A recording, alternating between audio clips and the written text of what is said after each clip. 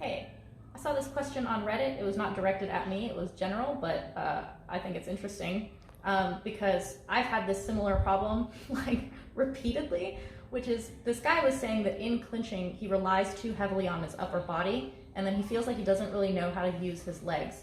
The thing that's so beautiful and brilliant about clinch is that, like the rest of fighting, your upper body and lower body working together is what makes clinching work all together.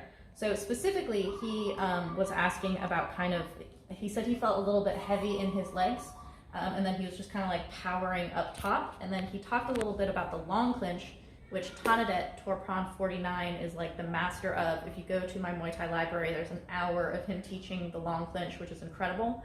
The way Tanadet does it is he creates his long clinch up top like this, so you're locked in up top. The experience of being locked by Tanadet in the long clinch is this holy shit upper body experience, but how he actually moves you is all lower body, but you have no realization of it because you're just kind of like in this, like, it's like a mountain lion on your throat kind of thing. So he locks up top like this and gets under. So yes, you have to use your upper body to create the lock, but what's creating all the movement is then your legs. So you want to kind of like keep this wide moving like this to kind of like yank people around.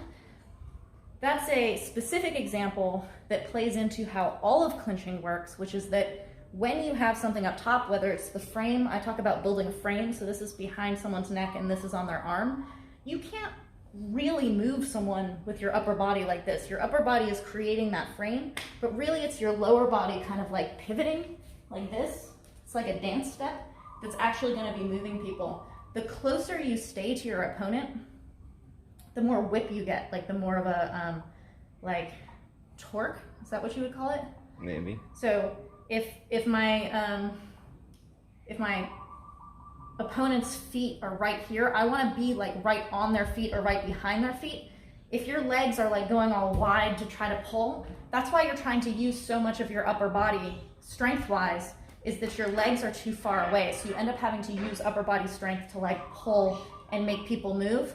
The power will actually come from your legs the closer you stay to your opponent.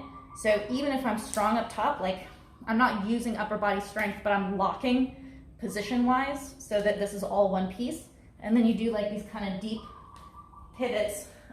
You don't want to be like super up on your toes in the clinch because that's how you get swept, and you don't want your feet too close together. But you do basically want to have like that flexibility, like you can slip something under your heels all the time as you're moving in the clinch to be able to kind of go like this. You really don't want to be like heavy, flat-footed, because one, it makes you tired, and two, it makes you really slow. So the flexibility, bend in your knees and in your ankles to be able to kind of be up on your heels. What about the feet in the lock, in the standard lock? When you lock, what do your feet do? Yeah.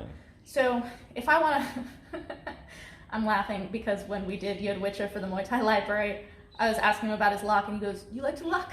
I like to lock. And I'm like, I know, you're Yod Witcher. You're fucking incredible at it. When you lock someone, again, it's this like, you don't want to burn your arms.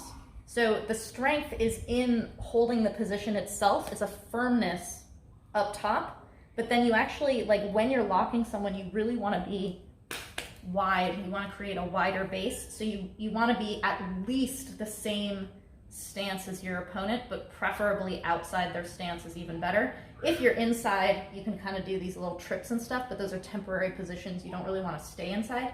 So even if you're locking, like if you have a good lock, you want to get your base kind of wide and be able to kind of like move with that lock and kind of see how I can drag my opponent down like this using the legs like that. I don't want to be like, dude, I just hurt my own jaw, like trying to like shadow yanking on someone with my lock. So if you lock someone, you want to kind of get like this and then be able to kind of like rip. And then how do you create space for a single knee but not leave a lot of space? Because you use your feet to do that. I got yelled at about this by Yod Pan yesterday, maybe even today, and by Karahat many times because he hates when you're either in a frame or you have like you're playing with the arms, or even if you're locked, you're gonna have to, because you're in this position and staying close to your opponent, one, to lock them out, but two, to be able to move. The way you create space is with your legs. So either you're creating space because you've locked somebody and you're going to pivot out and now you have all this space to land your knee like that, or if you're going to stay squared up with them, you have to have this kind of ability to step and close really quickly. But again, if you're like heavy like this or your feet are too close together, there's no way you're getting power on that. And if you're really heavy like this, when you step back, it's going to be so slow they can hit you before you can hit them, which is why you want that kind of flexibility. But, and this is a very important point that I said early on, but am coming back to because it's so important. In clinch, the upper body and lower body working together means they're not necessarily doing the same thing at the same time. So you use your lower body to basically get your opponent's concentration low, and then you can do stuff that's high. So if I'm locked out, like I'm trying to get in to like the inside position, and my opponent is effectively locking me out, just do something downstairs, whether it's like tapping the leg or pivoting like this. Sang Tianoi in the Muay Thai library has a really good like pivot out in order to be able to come in. So if you're locked out up top, use your lower body to create the opening.